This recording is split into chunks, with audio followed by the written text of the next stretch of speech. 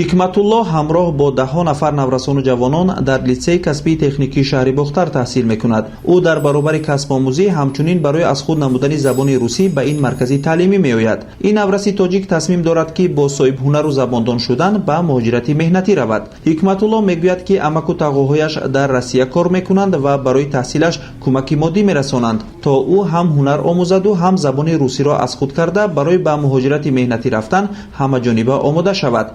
мози касби челонгари автомобил хонда истодаем. Баъди дарс маркази забономӯзӣ омада иловагӣ гирифта истодаем ки ба шаҳри Россия рафта азоб накашем ба муҳоҷирати меҳнатӣ. озир якум курс ҳастем. солига амун дуюм курси дар 2 сола дуюм курсида мехонем. дипломро гирифта ба муҳоҷирати меҳнатӣ сафар мекунем. ҳоло дар литсеи касбии техникии шаҳри Бухтар наврасону ҷавонон аз рӯи 10 ихтисос касбу ҳунар аз худ мекунанд. аксарияти донишҷӯён ихтисосҳоеро интихоб карданд ки талабот ба онҳо дар бозори меҳнат зиёд аст. масалан кафчергари барқӣ, бинокорӣ ва челонгарӣ аз бахшҳое мебошанд ки назар ба дигар ихтисосҳо ҷавонон ба ин ҳунарҳо таваҷҷӯҳи бештар доранд.